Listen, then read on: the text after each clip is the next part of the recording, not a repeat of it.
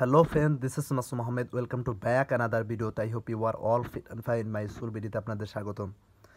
I hope you are practicing spoken English every single day because if you want to improve your spoken English you need to practice a lot. আজকে আমরা practice ক্লাসের 30 number class নিয়ে আসছি, অর্থাৎ 30 number ক্লাসে আজকে আমরা যেটা নিয়ে ডিসকাস করব সেটা হলো how to use was and were. Was এবং ওয়ার নিয়ে আমরা কীভাবে ডিসকাস করতে পারি। আই হোপ ভিডিওটি যদি প্রথম থেকে শেষ পর্যন্ত দেখতে থাকুন। ওয়াজ এবং ওয়ার নিয়ে যখন আপনাদের যখন ডাউট আছে, কনফিউশন আছে, সকল ডাউট সকল কনফিউশন ক্লিয়ার হয়ে যাবে। আশা করি ভিডিওটি প্রথম থেকে শেষ পর্যন্ত দেখতে থাকুন। গতকাল আমরা যেখানে প্র্যাকটিস ক্লাসে 29 নম্বর ক্লাস দিয়েছিলাম, সেখানে আমরা যেটা নিয়ে ডিসকাস করেছিলাম সেটা হচ্ছে am is are. Am is are নিয়ে আমরা কীভাবে এম ইজ আর দিয়ে কীভাবে সেন্টেন্স তৈরি করতে হবে প্রেজেন্ট কন্টিনিউয়াস টেন্সের ক্ষেত্রে, এবং সেখানে আমরা কীভাবে নেগেটিভ তৈরি করতে পারি, ইন্টারগেটিভ তৈরি করতে পারি, সেটা আমরা ডিটেলস ওখানে ডিসকাশন করেছি, এক্সপ্লেন করেছি। এই ভিডিওটা আপনি যদি না দেখে থাকেন তাহলে উপরে যে আই বাটন দেখতে পাচ্ছেন, আই বাটনটি ক্লিক করে ভিডিওটি দেখে নিতে পারেন, অথবা এই ভিডিও ডিসক্রিপশনে লিঙ্ক দেওয়া আছে, সেখান থেকে ভিডিওটি দেখে নিতে পারেন। তাহলে আজকে আমরা হাউ টু ইউজ ওয়াজ এবং ওয়ার নিয়ে ডিসকাস করতে যাচ্ছি। Let's start.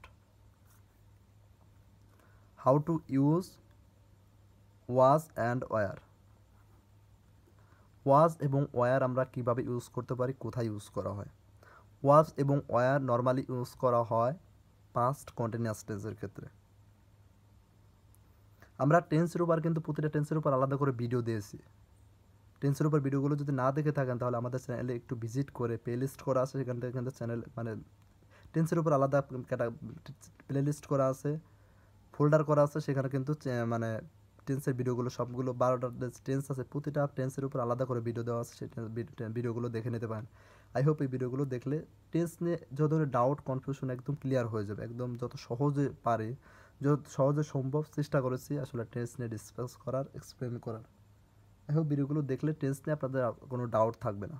তাহলে ওয়াজ ওয়ার নর্মালি ইউজ করা হয়, আমি বললাম যেটা হচ্ছে পাস্ট কন্টিনিউয়াস টেন্সের ক্ষেত্রে।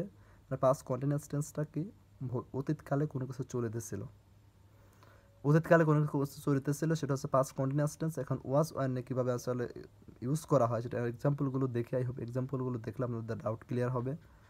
প্রথম যে এক্সাম্পলটা হচ্ছে সে কাজটি করিতেছিল, সে কাজটি করিতেছিল, তাহলে এটার ইংলিশ কী হবে, he was doing the work. He was doing the work, সে কাজটি করিতেছিল। এটাকে যদি আমি না বোধক বা নেগেটিভ করতে চাই তাহলে কি হবে, সে কাজটি করিতেছিল না, তাহলে কি বলবো, he was not doing the work. যদি বলি সে কি কাজটি করিতেছিল, was he doing the work, সে কাজটি করিতেছিল, was he doing the work. মানে এখানে কিন্তু নর্মালি সে কাজটি করিতেছিল, এটা আমি হয়তো বলতে পারলাম হি ওয়াজ ডুইং দ্য ওয়ার্ক, সে কাজটি করিতেছিল। বাট এটাকে যদি আমি প্রশ্ন না নেগেটিভ বা না বোধক করতে চাই, তখন কিন্তু ওয়াজ এর পরে জাস্ট নট বসিয়ে দেবো, সে কাজটি করিতেছিল না। কারণ স্পোকেন ইংলিশে কিন্তু একটা বাক্য যে 3 ধরনের হয়ে থাকে, 3টাই কিন্তু ইউজ হয়ে থাকে। সে কাজটি করিতেছিল এটা ইউজ হয়ে থাকে, সে কাজটি করিতেছিল না, he was not doing the work. অথবা সে কি কাজটি করিতেছিল সেটা ইউজ হতে পারে, was he doing the work, সে কি কাজটি করিতেছিল। আই হোপ বুঝতে পারলেন। তারপর যে এক্সাম্পলটা সেটা দেখে নেই, সাবিনা টিভি দেখিতেছিল। এটা কিন্তু পাস্ট কন্টিনিউয়াস টেন্সে আছে, অতীতকালে চলিতেছিল। সাবিনা টিভি দেখিতেছিল, তাহলে এটার ইংলিশ কী হবে, Sabina was watching TV. Sabina was watching TV, তাহলে সাবিনা ওয়াজ ওয়াচিং টিভি, এটাকে আমরা কীভাবে নেগেটিভ করতে পারি বা কীভাবে এটাকে আমরা প্রশ্নবোধক করতে পারি সেটা আমাদের অবশ্যই জানতে হবে।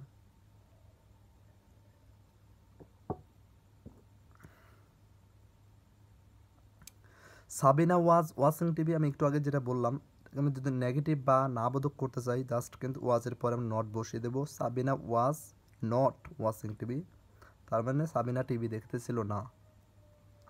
সাবিনা টিভি দেখতেছিল না, Sabina was not watching TV. যদি বলতাম সাবিনা কি টিভি দেখতেছিল, ওয়াজ সাবিনা ওয়াচিং টিভি, সাবিনা কি টিভি দেখতেছিল, ওয়াজ সাবিনা ওয়াচিং টিভি, মানে জাস্ট ওয়াজটা মানে হেল্পিং ভার্ব বা অক্সিলারি ভার্বটা কিন্তু সাবজেক্টের সামনে বসে গেছে।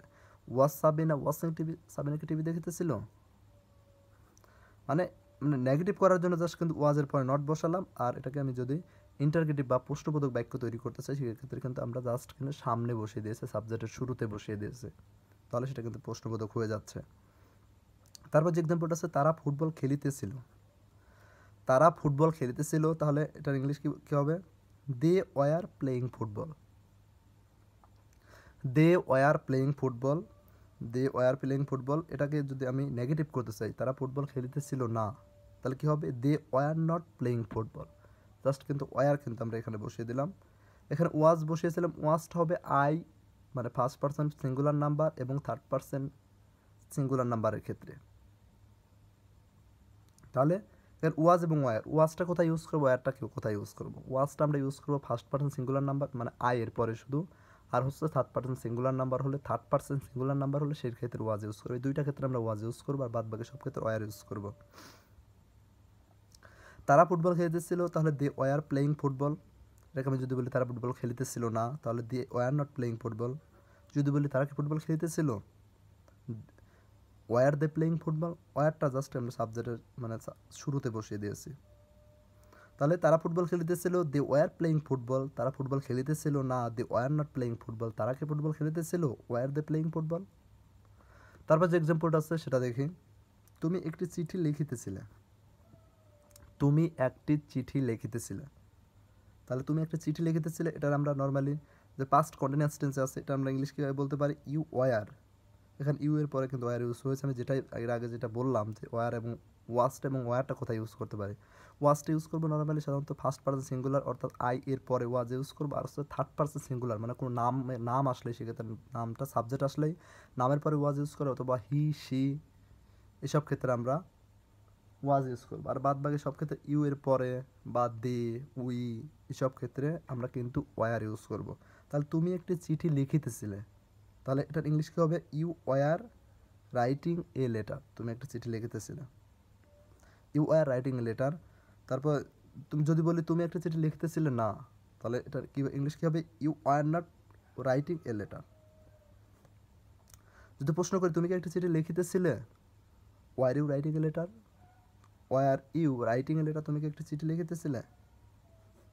তাহলে তিনটা ধরন হতে পারে একটা সেন্টেন্সে, সে তিনটা ধরনের কিন্তু ডিসকাস করলাম। তুমি একটা চিঠি লিখিতেছিলে, ইউ আর রাইটিং লেটার, তুমি একটা চিঠি লিখিতেছিলে না, আসলে না বোধক করা হচ্ছে, you are not writing letter.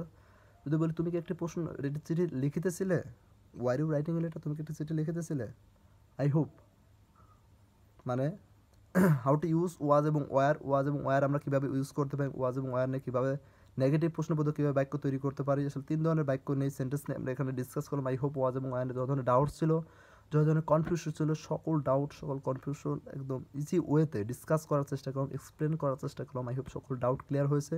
ভিডিওটি আপনার জন্য হেল্পফুল হয়ে থাকলে অবশ্যই ভিডিওতে একটা লাইক দেবেন এবং ভিডিওটি অবশ্যই আপনার পরিচিত ফ্রেন্ড সার্কেল যারা আছে ভিডিও তাদের মাঝে শেয়ার করবেন, এতে করে তারাও ভিডিও থেকে উপকৃত হতে হবে। এবং ভিডিওর কমেন্ট বক্সে অবশ্যই মতামত জানাবেন কোন কোন বিষয়ের উপর ভিডিও চাচ্ছেন, সেসব বিষয়ের উপর ভিডিও আনার চেষ্টা করবো। তাহলে ভালো থাকবেন, দেখা হচ্ছে নেক্সট কোনো ভিডিওতে, ততক্ষণ পর্যন্ত take care and keep learning.